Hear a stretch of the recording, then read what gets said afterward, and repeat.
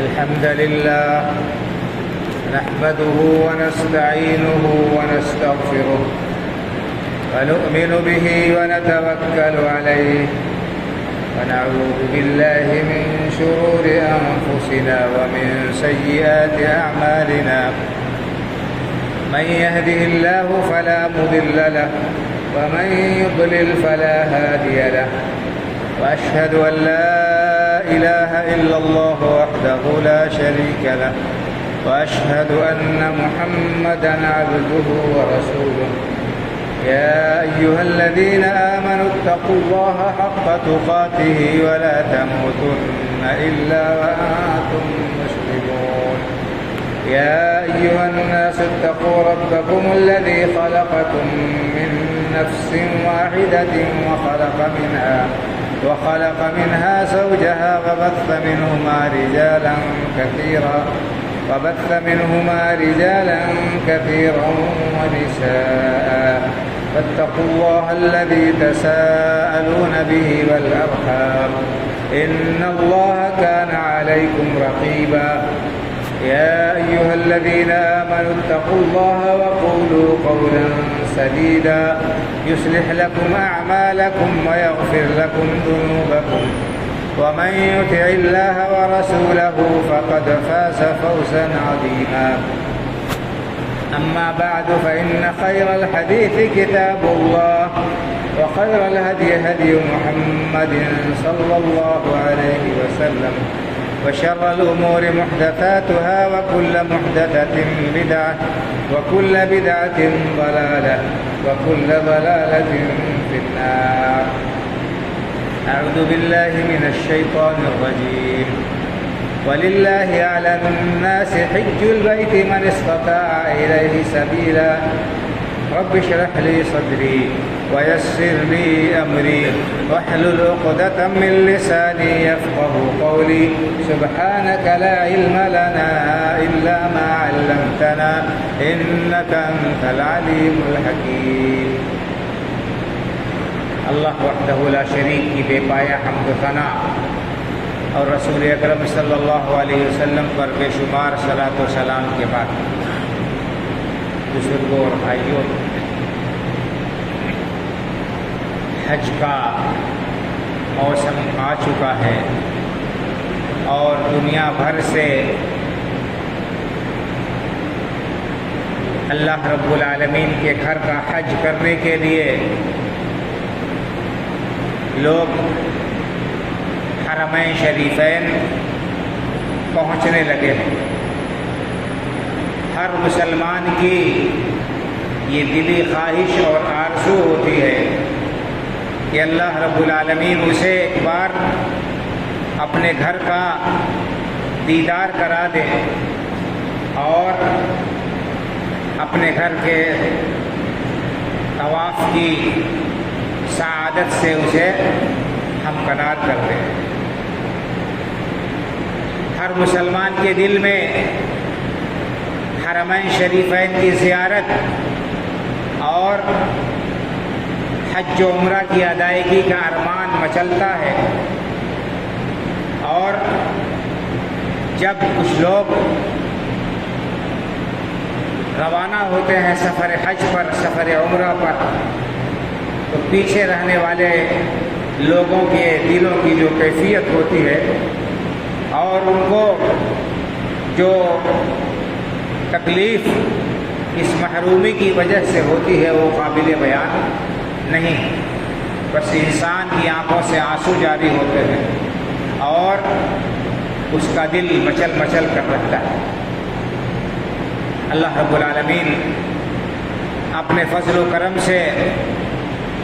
ہم سب کو اپنے پاک گھر کے طواف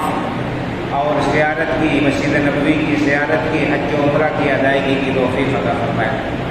آمین۔ بھائیوں اور بزرگوں، حج اسلام کے 5 بنیادی ارکان میں سے ایک اہم رکن ہے۔ آپ نے بار بار مشہور حدیث سنی ہوگی کہ اللہ کے رسول صلی اللہ علیہ وسلم نے ارشاد فرمایا کہ اسلام کی بنیاد 5 چیزوں پر رکھی گئی۔ سب سے پہلے کلمہ توحید لا الہ الا اللہ محمد الرسول اللہ کی گواہی دینا، دوسرے نمبر پر نماز پڑھنا، تیسرے نمبر پر زکوٰۃ ادا کرنا، چوتھے نمبر پر ماہ رمضان کا روزہ رکھنا، اور 5ویں نمبر پر بیت اللہ کا حج کرنا۔ تو یہ بیت اللہ کا حج اسلام کے بنیادی ارکان میں سے ایک اہم رکن ہے۔ اگر کوئی شخص استطاعت کے باوجود بھی حج کے لیے نہیں جاتا ہے تو ایسے شخص کے سلسلے میں امیر المؤمنین حضرت عمر فاروق رضی اللہ تعالیٰ عنہ کا یہ فیصلہ ہے کہ ایسا شخص مومن نہیں ہے، مسلمان نہیں۔ حضرت عمر رضی اللہ تعالیٰ عنہ کے بارے میں آتا ہے کہ انہوں نے ایک بار کہا کہ میرا ارادہ ہوا کہ میں پتہ لگاؤں کہ کون لوگ ہیں جو حج کی استطاعت رکھنے کے باوجود حج کے لیے نہیں جاتے، تو میں ایسے لوگوں کے اوپر جزیہ مقرر کر دوں، ٹیکس مقرر کر دوں، کیونکہ ایسے لوگ مسلمان نہیں۔ تو اسلام کے 5 بنیادی اور اہم ارکان میں سے ایک اہم رکن بیت اللہ کا حج کرنا ہے۔ قرآن کریم میں اللہ رب العالمین نے اس بات کو بیان فرمایا ہے کہ وَلِلَّهِ عَلَى النَّاسِ حِجُّ الْبَيْتِ مَنِ اسْتَطَاعَ إِلَيْهِ سَبِيلًا،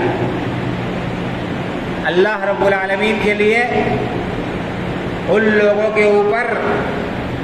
اس کے گھر کا حج کرنا فرض اور ضروری ہے جو وہاں جانے کی استطاعت اور طاقت رکھتے ہیں۔ تو حج فرض ہے۔ ایک بار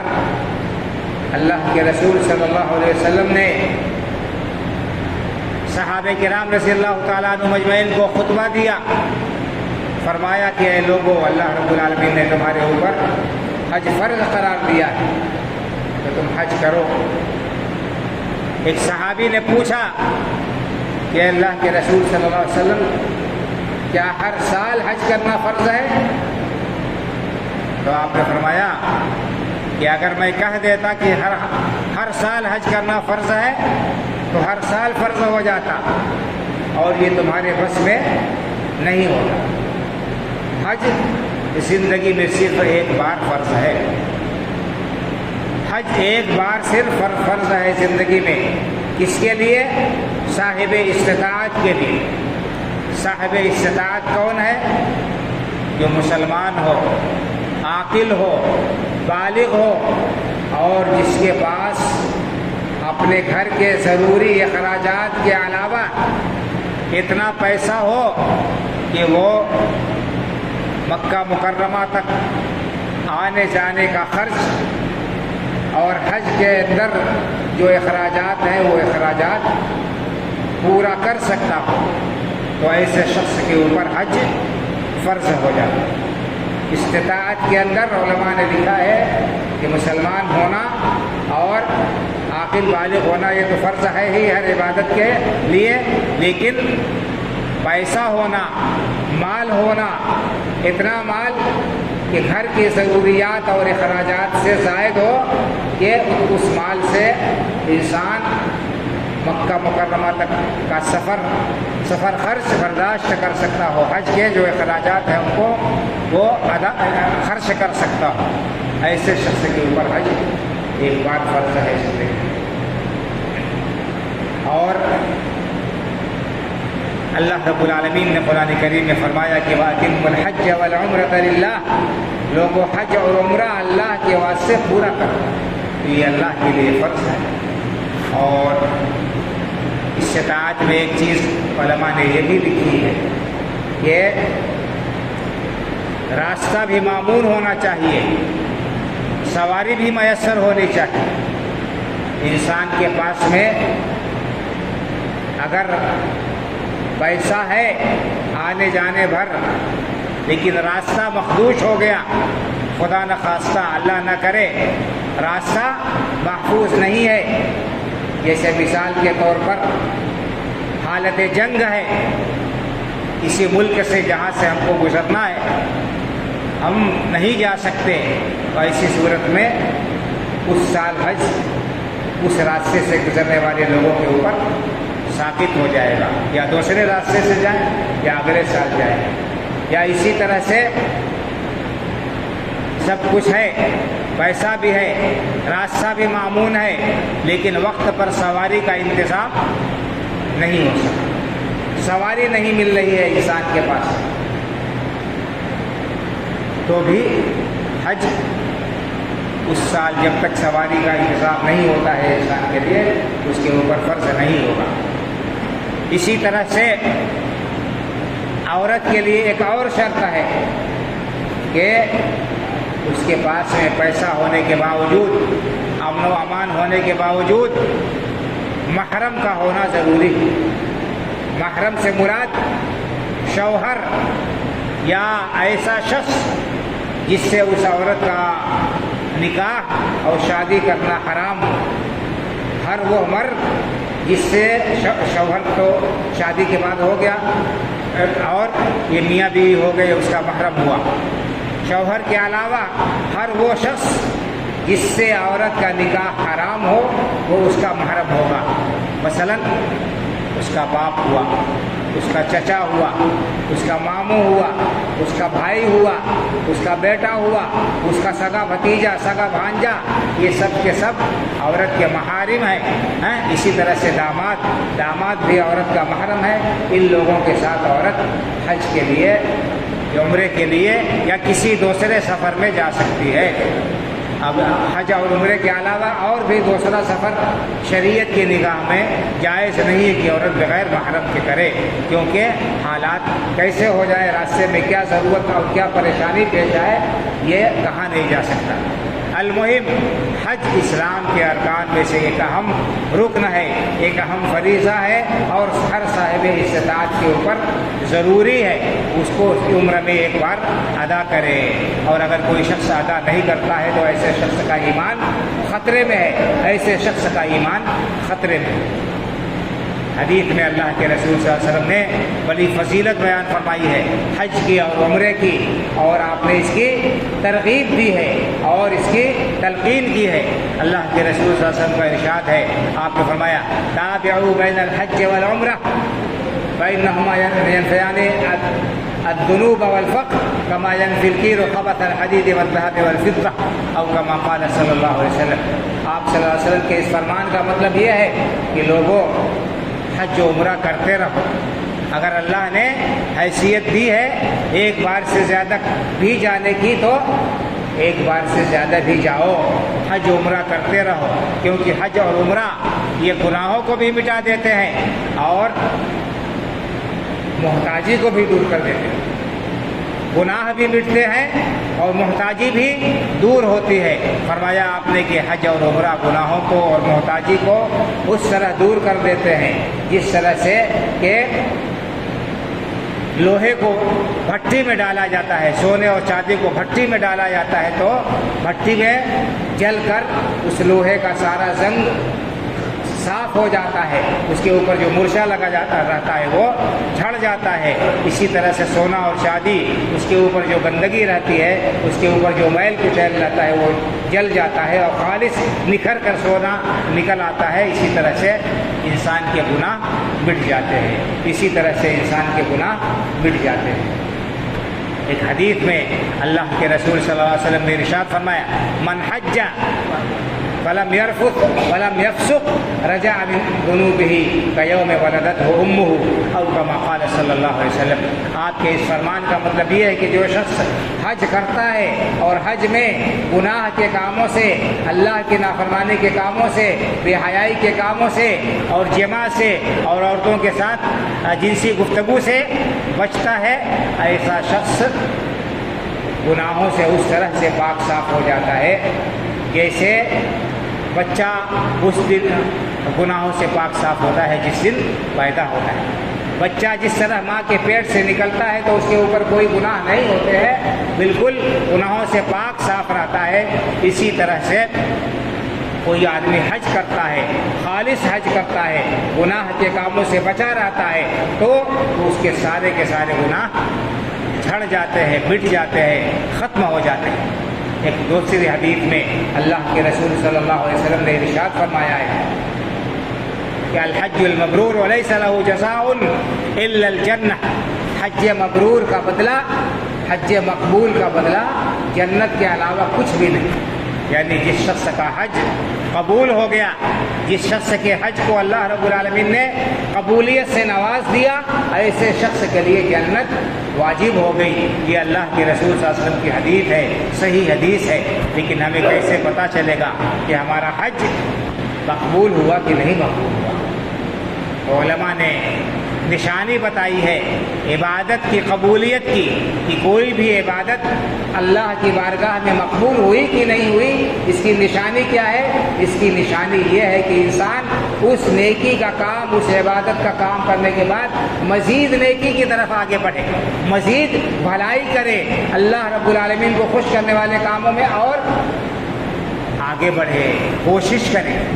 ایسا نہیں کہ نیکی کا کام بظاہر انجام دیا لیکن اس کے بعد وہ غلط کاریوں میں لگ گیا، اس کے بعد وہ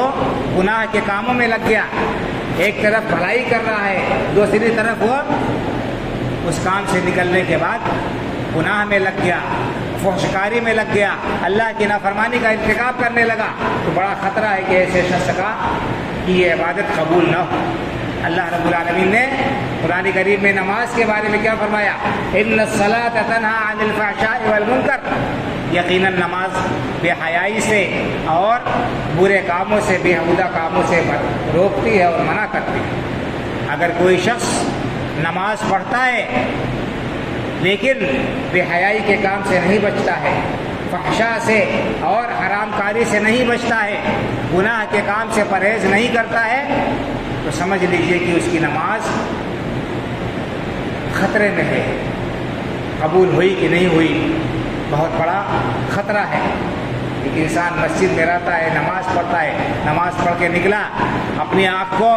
اپنی نگاہوں کو آزاد چھوڑ دیا، حرام چیزیں دیکھ رہا ہے، اپنی زبان کا غلط استعمال کر رہا ہے، گالی گفتاری بک رہا ہے اور جھوٹ بول رہا ہے، دھوکہ دے رہا ہے، فریب کاری کر رہا ہے، ہر طرح کے غلط کام کر رہا ہے، اس کا مطلب یہ ہوا کہ اس کی نماز اس کے اوپر اثر انداز نہیں ہوئی۔ نماز کا جو فائدہ حاصل ہونا چاہیے کہ نماز انسان کو بے حیائی سے اور برائی کے کاموں سے روکے، اگر یہ اثر نہیں کر رہی ہے نماز، تو سمجھ لیجئے کہ خطرہ ہے ایسے شخص کے لیے۔ اس کو اپنا جائزہ لینا چاہیے، احتساب کرنا چاہیے اور اپنی نماز کے اندر خشوع و خضوع لانے کے ساتھ ساتھ نماز کے بعد کی بھی اپنی جو زندگی ہے اور جو معمولات ہیں ان کو درست کرنا چاہیے، ان کو صحیح کرنا چاہیے۔ انسان دن بھر بھوکا رہتا ہے، اللہ رب العالمین کے حکم سے کھانا پینا چھوڑتا ہے، حلال چیز سے باز رہتا ہے، لیکن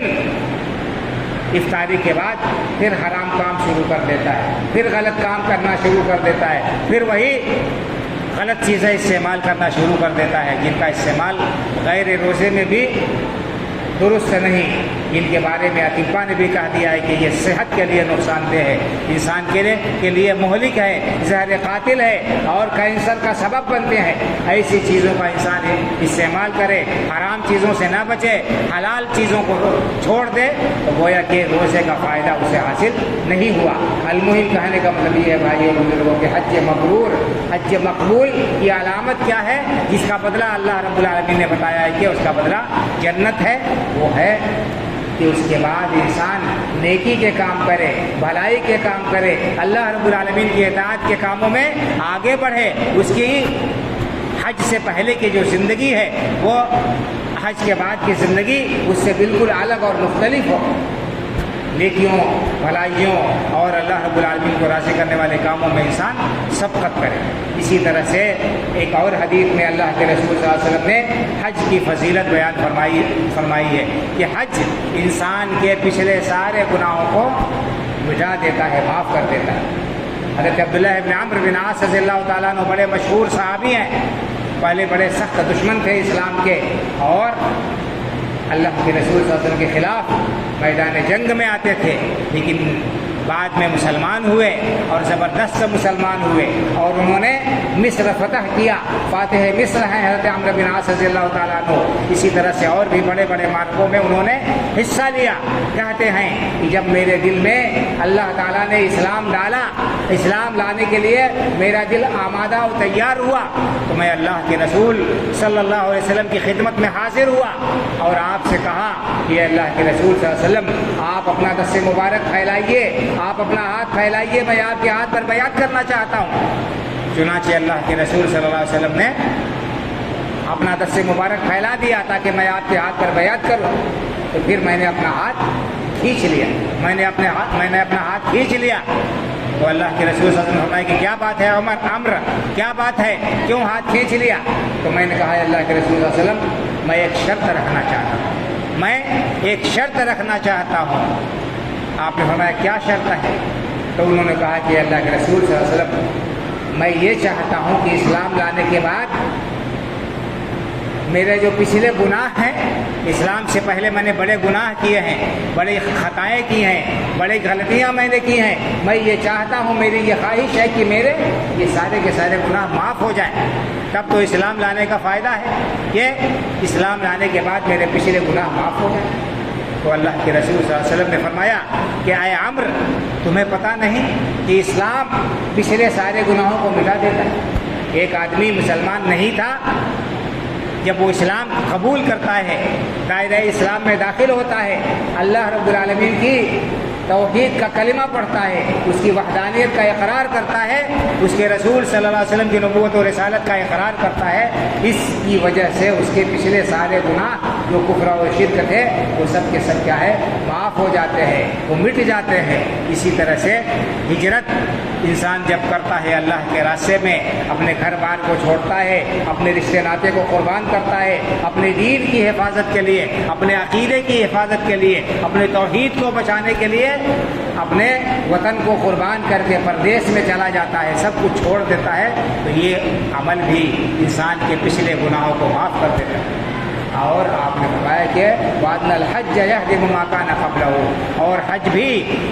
انسان کے پچھلے گناہوں کو معاف کر دیتا ہے. تو انسان کے جو پچھلے گناہ ہوتے ہیں حقوق اللہ سے متعلق, جو اللہ کے حق میں کوتاہی کی ہے, نمازیں نہیں پڑھی ہیں, روزوں میں کوتاہی کی ہے, اور دیگر عبادات میں اس سے غفلت ہوئی ہے, اللہ رب العالمین نے کے جو حقوق ہیں زکوٰۃ وغیرہ کی ادائیگی میں کوتاہی ہوئی ہے, تو یہ حقوق حج کی وجہ سے معاف ہو جائیں گے. لیکن حقوق العباد جب تک بندوں سے انسان معافی طلب نہیں کرائے گا معاف نہیں ہوں گے. آپ کسی کا حق مار لیا ہے, کسی کا دبا کر بیٹھ گیا ہے,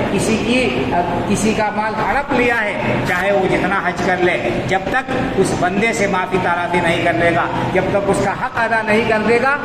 اللہ رب العالمین کے ہاں چھٹکارا ملنے والا نہیں ہے. بھائی اور بزرگوں, حقوق العباد کا معاملہ بڑا ہی اہم ہے, حقوق العباد کا معاملہ بڑا ہی خطرناک ہے. اللہ رب العالمین اپنے حقوق کو معاف کر دے گا, لیکن حقوق العباد جب تک بندے معاف نہیں کر دیں گے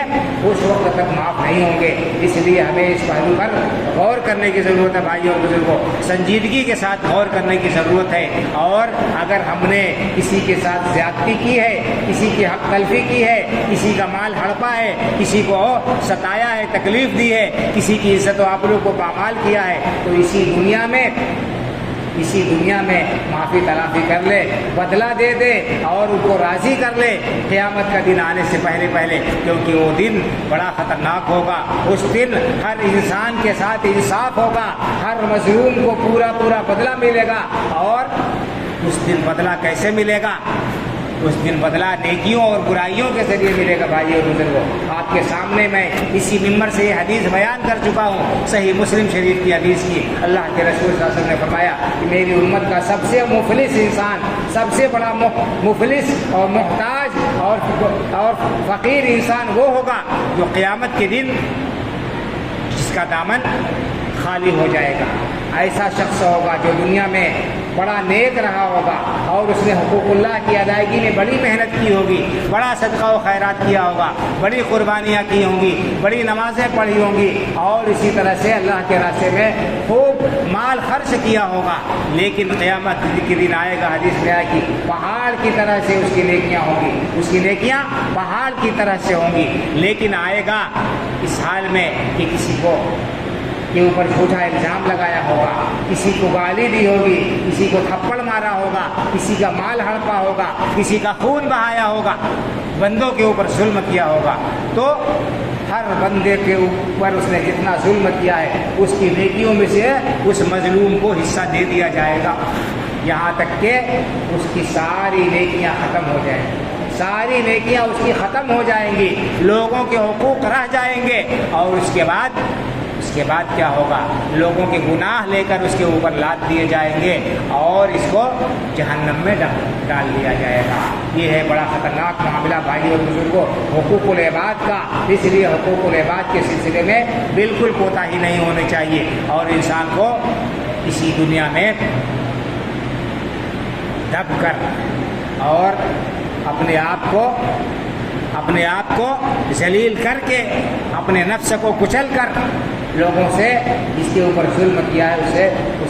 اس کا حق دے دینا چاہیے، اور اس سے معافی تلافی کر کے اس کو راضی کر لینا چاہیے، ورنہ آج اگر شیطان نے ہمیں عقل میں اور تکبر میں مبتلا کر دیا کہ ہم بڑے ہیں، اگر ہم معافی مانگ لیں گے تو ہماری شان گھٹ جائے گی، ہماری ناک کٹ جائے گی، ہماری بے عزتی ہو جائے گی، دنیا میں چاہے بچ جائیں لیکن اللہ رب العالمین کے ہاں کوئی بچانے والا نہیں ہوگا۔ تو اس لیے اس پہلو پر بڑے غور کی ضرورت ہے۔ بہرحال بات ہو رہی تھی حج کی، کہ حج بہت عظیم عبادت ہے، اس کا بڑا ثواب ہے۔ اللہ کے رسول صلی اللہ علیہ وسلم نے فرمایا کہ حج انسان کے پچھلے گناہوں کو معاف کر دیتا ہے، مٹا دیتا ہے، اگر حج مبرور انسان کو نصیب ہو گیا تو، حج مبرور اگر انسان کو مل گیا تو۔ اس لیے ہمیں چاہیے کہ ہم میں سے جو لوگ صاحب استطاعت ہیں، صاحب حیثیت ہیں، جنہیں اللہ رب العالمین نے مال سے نوازا ہے، وہ جلد سے جلد حج کی ادائیگی کے لیے کوشش کریں، اس میں ٹال مٹول نہ کریں، تاخیر نہ کریں۔ حدیث میں یہ بھی آیا ہے کہ لوگوں حج کرنے میں جلدی کرو، حج کرنے میں جلدی کرو، کیوں؟ اس لیے کہ تمہیں پتہ نہیں کہ کس کے ساتھ کون سا معاملہ پیش آ جائے، انسان کے ساتھ کیا صورتحال پیش آ جائے۔ آج پیسہ ہے، کل ہو سکتا ہے پیسہ نہ رہے، انسان یہ جو ہے کہ حالت بدلنے میں تاخیر نہیں ہوتی ہے، دیر نہیں لگتی ہے۔ ایک انسان عرش سے فرش تک پہنچ جاتا ہے اور فرش سے عرش تک پہنچ جاتا ہے، بہت جلدی انسان کے یہ حالت تبدیل ہو جاتی ہے۔ اگر اللہ نے وسعت دی ہے تو اس میں کوتاہی نہیں کرنی چاہیے، یہ نہیں سوچنا چاہیے کہ جب بوڑھے ہو جائیں گے، دنیا کے ہر کام سے فارغ ہو جائیں گے، تب جائیں گے حج کرنے۔ نہیں بھائی اور بزرگوں، حج تو اصل میں جوانی کا ہے، حج تو اصل میں جوانی کا ہے۔ حج میں جتنی محنت اور کوشش کرنی پڑتی ہے، ہمارے بوڑھے بزرگ لوگ وہاں جاتے ہیں اور ان کی جو حالت ہوتی ہے بس اللہ ہی رحم کرے، جا کر ہو کر چلے آتے ہیں، کتنے ارکان صحیح ڈھنگ سے ادا کر پاتے ہیں بس اللہ ہی جانتا ہے، اللہ ہی قبول کرنے والا ہے۔ ہم نے حالات جو دیکھے ہیں بڑا ترس آتا ہے، بڑا افسوس ہوتا ہے، لوگوں کو سدھ نہیں رہتی ہے کہ کیا کرنا ہے، کیسے کرنا ہے۔ ایک بہت بڑی مصیبت یہ بھی ہے کہ لوگ حج کو معمولی سمجھتے ہیں اور فارم بھر دیتے ہیں، حج کے لیے چلے جاتے ہیں، کتنے لوگ کچھ بھی نہیں جانتے ہیں کہ انہیں کیا کرنا ہے، کس دن کہاں جانا ہے، کون کون سے ارکان ادا کرنے ہیں، اور بس چلے جاتے ہیں، چلے آتے ہیں۔ اللہ تعالیٰ معاف فرمانے والا ہے اور اللہ تعالیٰ قبول کرنے والا ہے۔ حج کے ارکان کو بھی انسان کو اچھی طرح سے سیکھنا چاہیے، پریکٹیکل عملی مشق کر کے اور علماء سے مسائل پوچھ کر اچھی طرح سے جانا چاہیے۔ بارہا ہمارا تجربہ ہے، لوگوں کو وہاں دیکھا ہے اور ان کی حالت دیکھی ہے، کچھ پتہ نہیں ان کو آج کون سا دن ہے اور کہاں جانا ہے اور کیا کرنا ہے اور کیا دعا پڑھنی ہے، کس طرح سے کیا رکن ادا کرنا ہے۔ تو اچھی طرح سے ہمیں سیکھنا چاہیے، حج کے مسائل کو سیکھنے کے بعد اس کے بعد انسان کو جانا چاہیے، اور جہاں تک ہو سکے انسان کو جلدی کرنا چاہیے، اس میں ہرگز تاخیر نہیں کرنا چاہیے، بڑھاپے کا انتظار نہیں کرنا چاہیے، پتہ نہیں بڑھاپا آئے گا کہ نہیں آئے گا، اس سے پہلے ہی دنیا سے رخت سفر باندھنا پڑے گا۔ بچ جائے گا اور یہ قرض رہ جائے گا۔ یہ قرض ہے بھائیوں اور بزرگوں۔ اگر کوئی شخص صاحب استطاعت ہے اور اگر حج ادا نہیں کرتا ہے تو قرض ہے اس کے ذمے، اور اس کے ورثہ پر ضروری ہے اگر وہ انتقال کر جاتا ہے کہ اس کی طرف سے حج بدل کرائے۔ اللہ کے رسول صلی اللہ علیہ وسلم سے ایک خاتون نے پوچھا، ایک عورت نے اللہ کے رسول صلی اللہ علیہ وسلم سے سوال کیا اور پوچھا کہ اے اللہ کے رسول صلی اللہ علیہ وسلم، میرے والد ہیں، بہت بوڑھے ہو گئے ہیں، وہ سواری پر بیٹھ نہیں سکتے ہیں، لیکن حج ان پر فرض ہو گیا، یعنی ان کے پاس میں پیسہ ہے حج کے لیے آنے جانے کا، لیکن عمر نہیں رہی، صحت نہیں رہی، اب سفر کرنے کے قابل نہیں ہے، تو کیا حج ان کی طرف سے میں کروں؟ تو اللہ کے رسول صلی اللہ علیہ وسلم نے مجھ سے پوچھا، کہا کہ بتاؤ، اگر تمہارے ابا کے ذمے قرض ہوتا تو ادا کرتی کہ نہیں کرتی؟ آپ نے سوال کیا، پوچھا کہ بتاؤ اگر تمہارے والد کے ذمے قرض ہوتا تو تم ان کا قرض ادا کرتی کہ نہیں ادا کرتی؟ کہا ہاں اللہ کے رسول میں ضرور ادا کرتی۔ تو آپ نے فرمایا کہ یہ اللہ کا قرض ہے اور اللہ کا قرض زیادہ حقدار ہے اس بات کا کہ اس کو ادا کیا جائے۔ تو اگر کوئی شخص صاحب استطاعت ہے، پیسہ ہے اس کے پاس میں، لیکن صحت سے وہ مجبور ہے، زندہ ہے، تو اسے چاہیے کہ وہ اپنی طرف سے کسی کو بھیجے حج بدل کرانے کے لیے، اور اگر بیمار پڑ گیا اور نہیں آ سکا اور تو اس کے اور انتقال کر گیا تو اس کے ورثہ کی ذمہ داری ہے کہ وراثت کی تقسیم سے پہلے اس کے ذمے جو حج فرض تھا اس کو کہ اس کی طرف سے کسی کو حج بدل کے لیے بھیجیں، حج کرائیں، تاکہ اللہ رب العالمین کے یہاں اس کی گرفت نہ ہو، اس کی پکڑ نہ ہو۔ بہرحال حج بہت ہی عظیم عبادت ہے اور ذی الحجہ کے مہینے میں ادا ہوتا ہے، اور پوری دنیا سے لوگ حرمین شریفین کا قصد کر رہے ہیں، جا رہے ہیں۔ اس مناسبت سے میں نے مناسب سمجھا کہ حج کے فضائل و مناقب اور اس کی فرضیت اور اس کی اہمیت کے سلسلے میں آپ کے سامنے کچھ باتیں عرض کر دوں۔ اللہ رب العالمین سے دعا ہے کہ اللہ تعالی ہم سب لوگوں کو اپنے گھر کے دیدار اور طواف و زیارت کی سعادت نصیب فرمائے۔ اللہ رب العالمین ہم سب کو حج و عمرہ کی سعادت سے ہمکنار کرے۔ اللہ کے رسول صلی اللہ علیہ وسلم کی مسجد مبارک مسجد نبوی کے دیدار سے، وہاں پر نماز کی ادائیگی سے اللہ تعالی ہمیں مشرف فرمائے، اسلام پر زندہ رکھے، ایمان پر ہمارا خاتمہ ہو، آمین۔ اقول قولی ھذا واستغفر اللہ لی ولکم ولسائر المسلمین فاستغفروہ من کل ذنب انہ هو الغفور الرحیم۔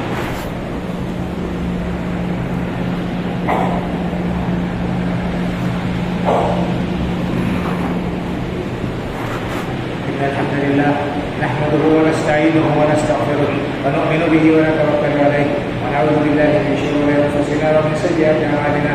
من يهده الله فلا مضل له ومن يضلل فلا هادي له، واشهد ان لا اله الا الله وحده لا شريك له، واشهد ان محمدا عبده ورسوله، ان الله وملائكته يصلون على النبي يا ايها الذين امنوا صلوا عليه وسلموا تسليما، اللهم صل على محمد وعلى ال محمد كما صليت على ابراهيم وعلى ال ابراهيم انك حميد مجيد، اللهم بارك على محمد وعلى ال محمد كما باركت على ابراهيم وعلى ال ابراهيم انك حميد مجيد، اللهم انصر من نصر دين محمد صلى الله عليه وسلم وجعلنا منهم، واخذل من خذل دين محمد صلى الله عليه وسلم ولا تجعلنا منهم، عباد الله رحمكم الله، ان الله يأمر بالعدل والإحسان وإيتاء ذي القربى وينهى عن الفحشاء والمنكر والبغي يعظكم لعلكم تذكرون، اذكروا الله يذكركم وادعوه يستجب لكم ولذكر الله أكبر والله يعلم ما تصنعون۔